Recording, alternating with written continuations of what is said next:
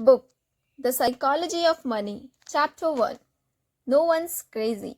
Your personal experiences with money make up maybe 0.000000001% of what's happened in the world, but maybe 80% of how you think the world works. Let me tell you about a problem. It might make you feel better about what do you do with your money and less judgmental about what other people do with this. People do some crazy things with money, but no one is crazy. Here's the thing, people from different generations raised by different parents who earn different incomes and held different values in different part of the world, born into different economies, experiencing different job markets with the different incentives and different degrees of luck, learn very different lessons. Everyone has their own unique experiences with how the world works, and what you have experienced is more compelling than what you have learned secondhand. So, all of us, you, me, everyone, go through life anchored to a set of views about how money works that vary wildly from person to person. What seems crazy to you might make sense to me. The person who grew up in poverty thinks about risk and reward in ways the child of a wealthy banker cannot fathom if he tried. The person who grew up when inflation was high experienced something the person who grew up with stable prices never had to. The stockbroker who lost everything during the Great Depression experienced something the tech worker basking in the glory of late 1990s cannot imagine. The Australian who hasn't seen a recession in 30 years has experienced something no American can ever has. On and on the list of experiences is endless. You know stuff about money that I don't, and vice versa. You go through life with different beliefs, goals, forecasts than I do. That's not because one of us is smarter than the other or has better information. It's because we have had different lives shaped by different and equally persuasive experiences. Your personal experiences with money make up maybe 0.0000001% of what's happened in the world, but maybe 80% of how you think the world works. So, equally smart people can disagree about how and why recessions happen, but how you should invest your money, how you should prioritize, how much risk you should take, and so on. In his book on 1930s America, Frederick Lewis Allen wrote that the Great Depression marked millions of Americans inwardly for the rest of their lives, but there was a range of experiences. 20 years later, as he was running for president, John F. Kennedy was asked by a reporter what he remembered from the Depression. He remarked, I have no first hand knowledge of the Depression. My family had one of the great fortunes of the world, and it was worth more than ever then. We had bigger houses, more servants, we traveled more. About the only thing that I saw directly was when my father hired some extra gardeners just to give them a job so that they could eat. I really did not learn about the Depression until I read about it at Harvard. This was a major point in 1960s election, how people thought, could someone with no understanding of the biggest economic story of the last generation be put in charge of the economy? It was in many ways overcome only by JFK's experience in World War II. That was the most widespread emotional experience of the previous generation and something his primary opponent, Herbert Humphrey, did not have. The challenge for us is true that no amount of studying or open mindedness can genuinely recreate the power of fear and uncertainty. I can read about what I was like to lose everything during the Great Depression, but I don't have the emotional scars of those who actually experienced it. And the person who lived through it can't fathom why someone like me could come across as complacent about things like owing stocks. We see the world through a different lenses. Spreadsheets can model the historic frequency of big stock market declines, but they cannot model the feeling of coming home, looking at your kids, and wondering if you have made a mistake that will impact their lives. Studying history makes you feel like you understand something, but until you have lived through it and personally felt its consequences, you may not understand it enough to change your behavior. We all think we know how the world works, but we have all only experienced a tiny sliver of it. As investor Michael Betnick says, some lessons have to be experienced before they can be understood. We are all victims in different ways to that truth. In 2006, economists Ulrich Malmendier and Stephen Nagel from the National Bureau of Economic Research dug through 50 years of the Survey of Consumer Finances, a detailed look at what Americans do with their money. In theory, people should make investment decisions based on their goals and characteristics of the investment options available to them at the time. But that's not what people do. The economics found that people's lifetime investment decisions are heavily anchored to the experiences those investors had in their own generation, especially experiences early in their adult life. If you grew up when inflation was high, you invested less of your money in bonds later in life compared to those who grew up when inflation was low. If you happened to grow up when the stock market was strong, you invested more of your money in stocks later in life compared to those who grew up when stocks were weak. The economist wrote, our findings suggest that individual investors' willingness to bear risk depends on personal history, not intelligence or education or sophistication, just the dumb luck of when and where you were born. The Financial Times interviewed Bill Gross, the famed bond manager, in 2019. Gross admits that he would probably not be where he is today if he had been born a decade earlier or later. The piece he said, Gross's career coincides almost perfectly with the generational collapse in interest rate that gave bond prices a tailwind. That kind of thing doesn't just affect the opportunities you come across, it affects what you think about those opportunities when they are presented to you.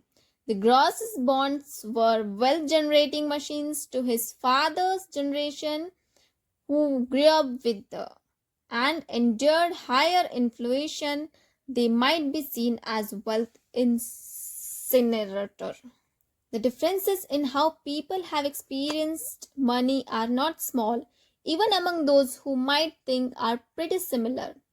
Take stocks. If you were born in 1970s, the S&P 500 increased almost tenfold, adjusted for inflation during your teens and 20s. That's an amazing result. If you were born in 1950s, the market went literally nowhere in your teens and 20s, adjusted for inflation.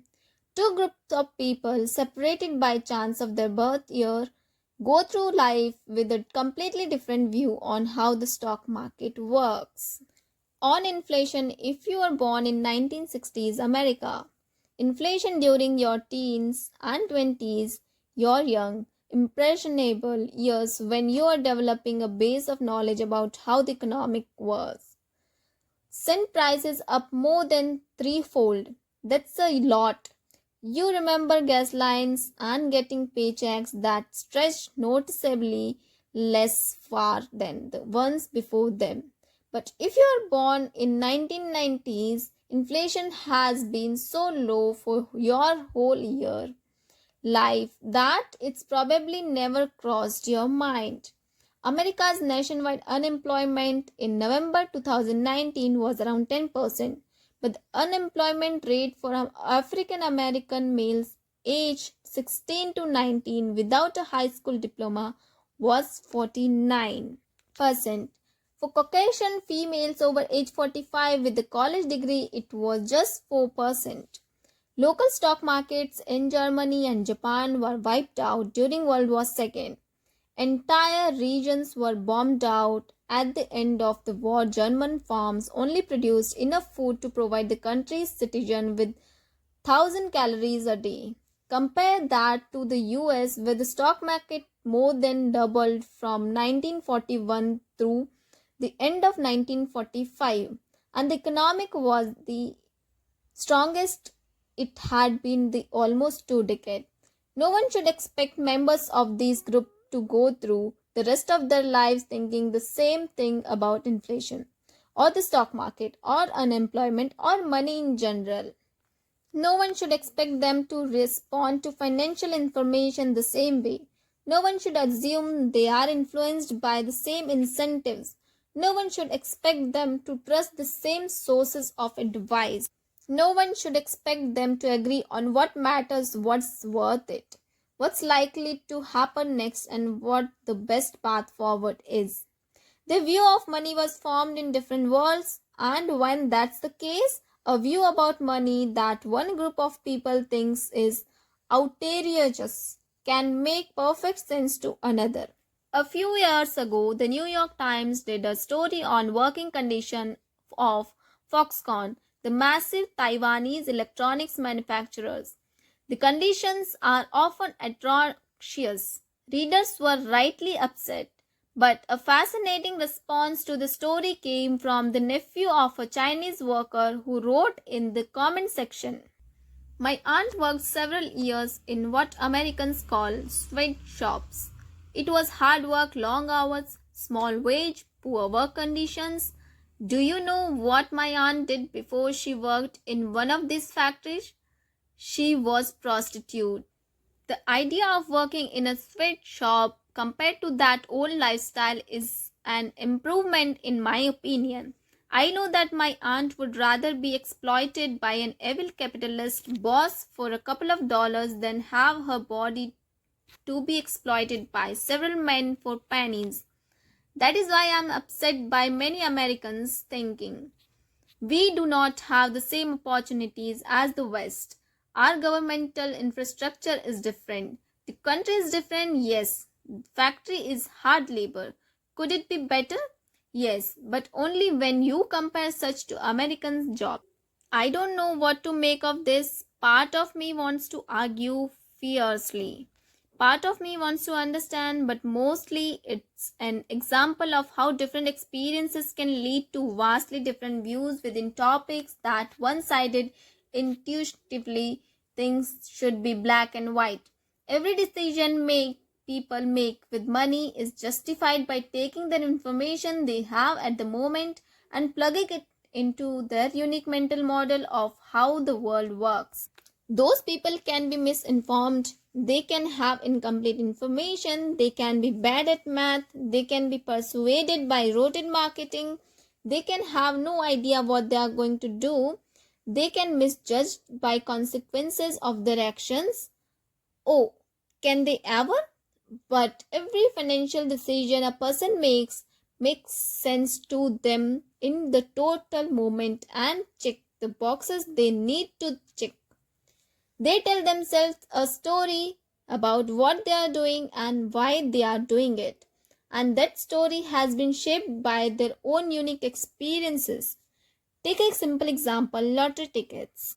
Americans spend more on them than movies, video games, music, sporting events, and book combined. And who buys them? Mostly poor people.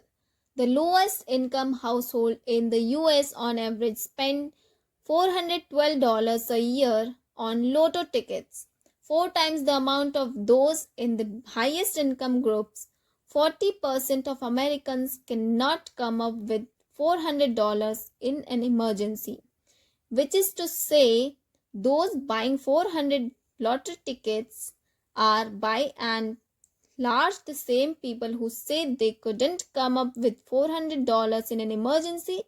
They are blowing their safety nets on something with a 1 in million chance of hitting it big. That seems crazy to me. It probably seems crazy to you too. But I'm not in the lowest income group. You are likely not either.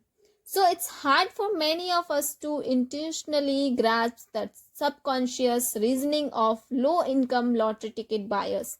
But strain a little and you can imagine it going something like this. We live paychecks to paychecks and saving seems out of reach. Our prospects of much higher wages seem out of reach. We can't afford nice vacation, new cars, healthy insurance, or homes in safe neighborhoods. We can't put our kids through colleges without crippling debt. Much of the stuff you people who read finance books either now have now or have a good chance of getting, we don't have. Buying a lottery ticket is the only time in our lives we can hold a tangible dream of getting the good stuff that you already have and take for granted. We are paying for a dream, and you may not understand that because you are already living a dream. That's why we buy more tickets than you do. You don't have to agree with this reasoning. Buying lotto tickets when you are broke is still a bad idea, but I can kind of understand why lotto ticket sales persist. And the idea of what you are doing seems crazy, but I kind of understand why you are doing it. Uncovers the root of many of our financial decisions. Few people make financial decisions purely with the spreadsheet. They make them at the dinner table or in a company meeting, places where personal history, your own unique views of the world, ego, pride, marketing, and odd incentives are scrambled together into a narrative that works for you. Another important point that helps explain why money decisions are so difficult and why there is so much misbehavior is to recognize how new this topic is. Money has been around a long time. King Elias of Lydia, now part of Turkey, is thought to have created the first official currency in 600 BC, but the modern foundation of money decision, saving, and investing is based around concepts that are practically infants. Take retirement. At the end of 2018, there was $27 trillion in US retirement accounts, making it the main driver of the common investors' saving and investing decisions. But the entire concept of being entitled for retirement is at most 2 generations old. Before World War II, most Americans worked until they died. That was the expectation and that the reality. The labor force participation rate of men aged 65 and over was above 50% until the 1940s. Social Security aims to change this, but its initial benefits were nothing close to a proper pension. When Ida Mae Fuller cashed the first Social Security check in 1940, it was for $22.54 or $416 adjusted for inflation. It was not until the 1980s that the average Social Security check for retirees exceeded by $1,000 a month adjusted for inflation. More than a quarter of Americans over age 65 were classified by the Census Bureau as living in poverty until the late 1960s. There is a widespread belief along the lines of everyone used to have a private pension, but this is wildly exaggerated. The Employee Benefit Research Institute explains only a quarter of those aged 65 or older had pension income in 1975. Among that lucky minority, only 15% of household income came from a pension. The New York Times wrote in 1955 about the growing desires but continued inability to retire. To rephrase an old saying, everyone talks about retirement, but apparently very few do anything about it. It was not until 1980s that the idea that everyone deserves and should have a dignified retirement took hold. And the way to get that dignified retirement ever since has been an expectation that everyone will save and invest their own money. Let me reiterate how new this idea is. The 401k, the backbone savings vehicle of American retirements, did not exist until 1978. The Roth IRA was not born until 1998. If it were a person, it would be barely old enough to drink. It should surprise no one that many of us are bad at saving and investing for retirement. We're not crazy, we are all just newbies. Same goes for college. The share of Americans over age 25 with a bachelor degree has gone from less than 1 to 20 in 1940 to 1 to 4 by 2015. The average college tuition over that time rose more than fourfold adjusted for inflation. Something so big and so important hitting society so fast explains why, for example, so many people have made poor decisions with student loans over the last 20 years. There is no decades of accumulated experience to even attempt to learn from. We are winging it. Same for index funds, which are less than 50-year-old, and hedge funds, which did not take off until the last 25 years. Even widespread use of consumer debts, mortgages, credit cards, and car loans did not take off until after World War II, when the GI Bill made it easier for millions of Americans to borrow. Dogs were demonetized 1,000 years ago and still retain some behaviors of their wild ancestor, yet here we are with between 20 to 50 years of experience in the modern financial system, hoping to be perfectly acclimated. For a topic that is so influenced by emotion versus fact, this is a problem and it helps explain why we don't always do what we are supposed to do with money. We all do crazy stuff with money because we are all relatively new to this game, and what looks crazy to you might make sense to me. But no one is crazy. We all make decisions based on our own unique experiences that seems to make sense to us in a given moment. Now let me tell you a story about how Bill Gates got rich.